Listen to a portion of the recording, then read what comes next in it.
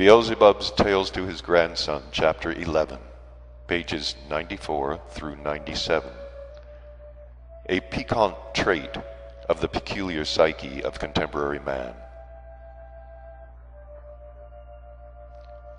Now, let us return to those three-brained beings arising on the planet Earth who have interested you most of all, and whom you have called slugs. I shall begin by saying how glad I am that you happen to be a long way from those three-centered beings whom you called by a word so insulting to their dignity, and that they are not likely ever to hear of it.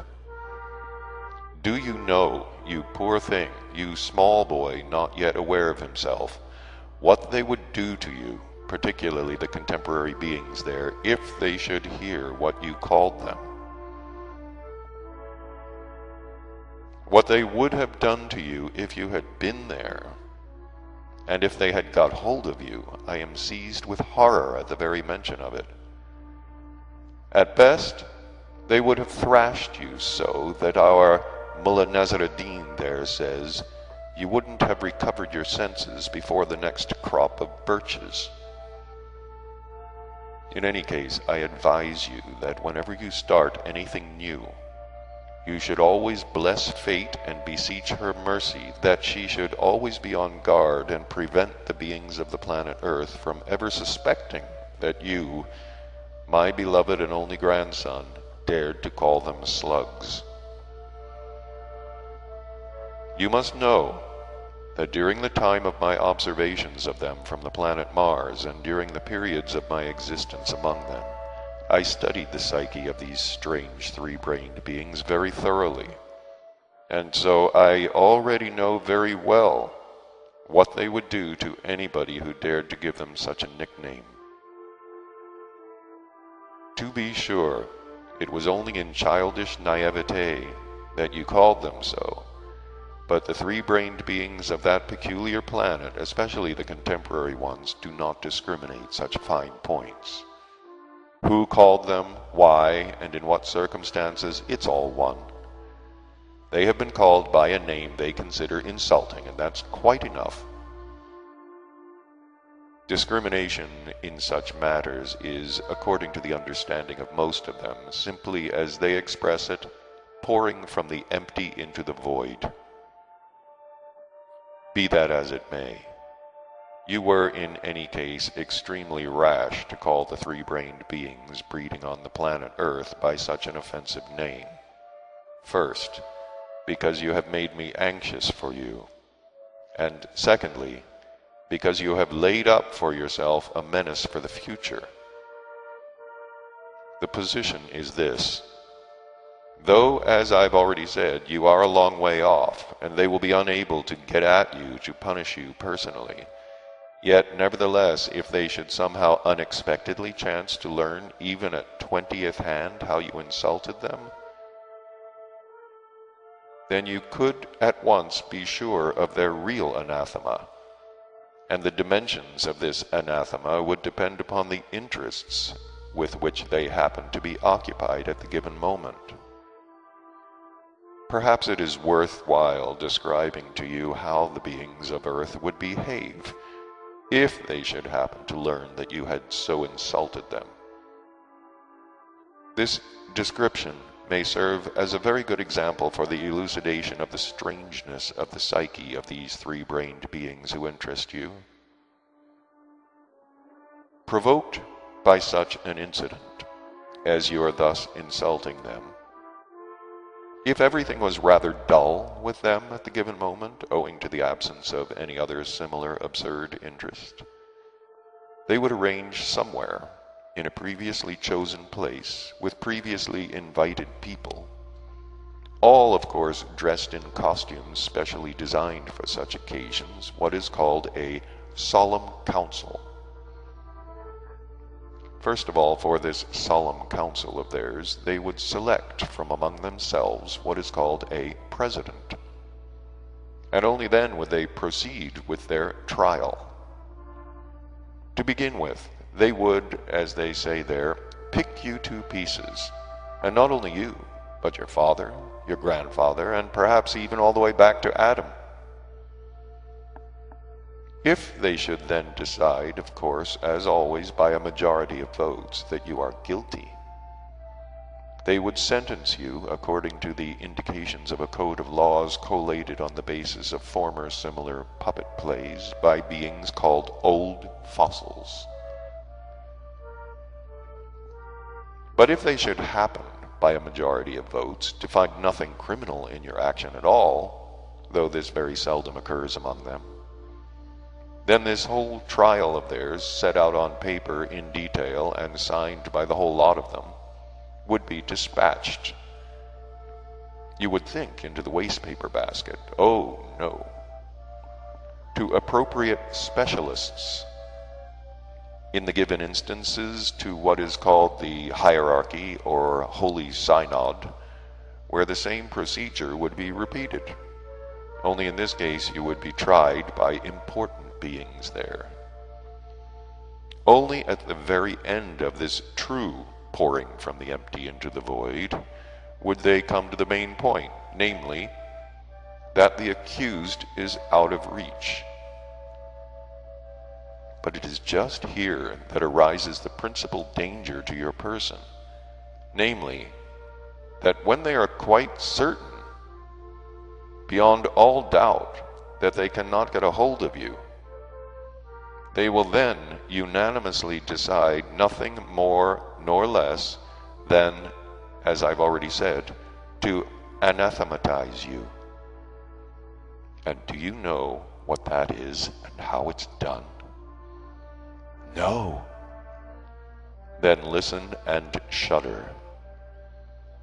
The most important beings will decree to all the other beings that in all their appointed establishments, such as what are called churches, chapels, synagogues, town halls, and so on, special officials shall on special occasions, with appointed ceremonies, wish for you in thought something like the following: that you should lose your horns, or that your hair should turn prematurely gray, or that the food in your stomach should be turned into coffin nails, or that your future wife's tongue should be 3 times its size, or that whenever you take a bite of your pet pie, it should be turned into soap, and so on and so forth in the same strain. Do you now understand to what dangers you exposed yourself when you called these remote 3-brained freaks slugs?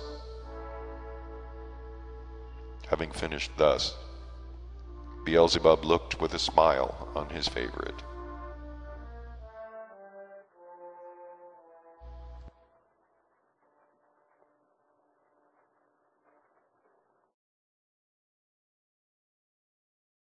Beelzebub's Tales to His Grandson, Chapter 12. The First Growl. A little later, Beelzebub began to speak as follows. A story I have just recalled, connected with these anathemas I have mentioned, may provide very useful material for beginning to comprehend the strangeness of the psyche of the 3-brained beings of that planet which has taken your fancy.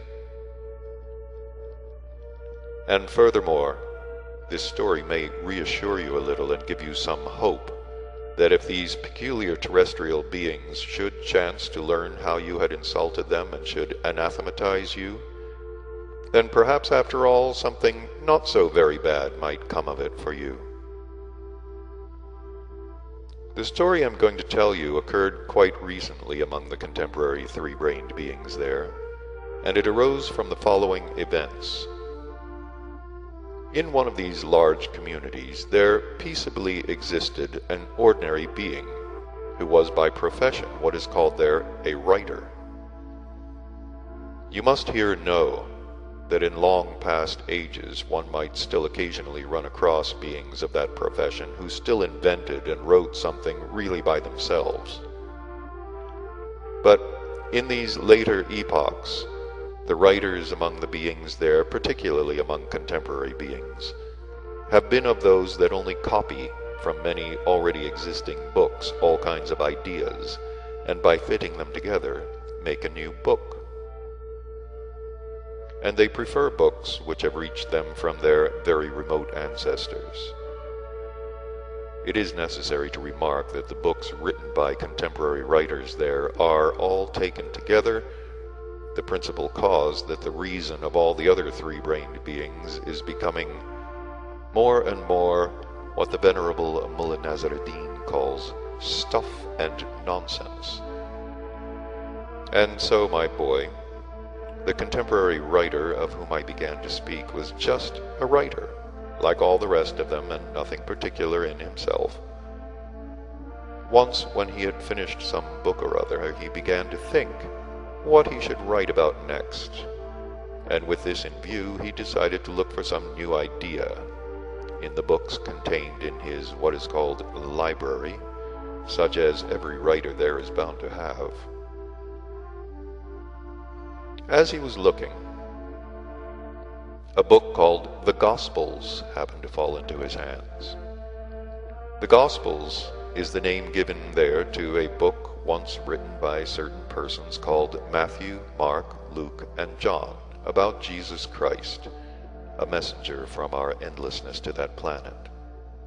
This book is widely circulated among those three-centered beings there who nominally exist according to the indications of this messenger. This book, having chanced to fall into this writer's hands, the thought suddenly entered his head, why should not I also make a gospel? From investigations I had to make for quite different needs of mine, it turned out that he then further deliberated as follows. Am I any worse than those ancient barbarians, Matthew, Mark, Luke, and Johnny? At least I am more cultured than they ever were, and I can write a better gospel for my contemporaries. And very decidedly it is necessary to write just a gospel, because the contemporary people called English and American have a great weakness for this book, and the rate of exchange for their pounds and dollars is not half bad just now. No sooner said than done, and from that very day he wiseacred away at his new gospel. But it was only when he had finished it, however, and had given it to the printers, that all the further events connected with this new gospel of his began. At any other time, nothing perhaps would have happened, and this new gospel of his would simply have slipped into its niche in the libraries of the bibliomaniacs there, among the multitudes of other books expounding similar truths. But, fortunately or unfortunately for this writer, it happened that certain power-possessing beings of that great community in which he existed had just been having rotten luck at what is called roulette and baccarat.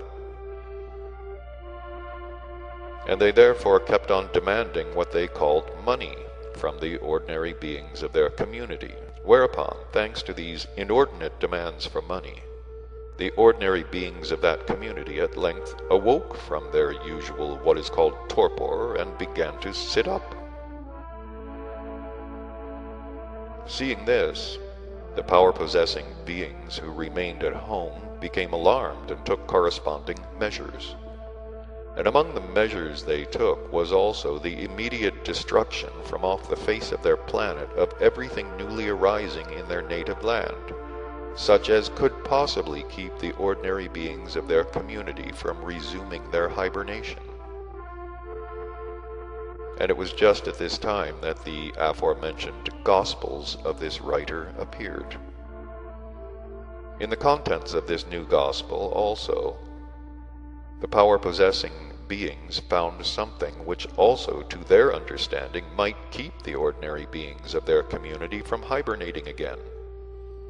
And they therefore decided almost immediately to get rid of both the writer himself and his Gospels, because they had now become quite expert in getting rid of these native upstarts who did not mind their own business. But for certain reasons they could not treat this writer in this way. And so they got excited and hemmed and hawed about what they should do. Some proposed that they should simply shut him up where many rats and lice breed. Others proposed to send him to Timbuktu, and so on and so forth. But in the end they decided to anathematize this writer together with his gospel, publicly and punctiliously, according to all the rules, and moreover with the very same anathema with which no doubt they would have anathematized you also, if they had learned how you had insulted them.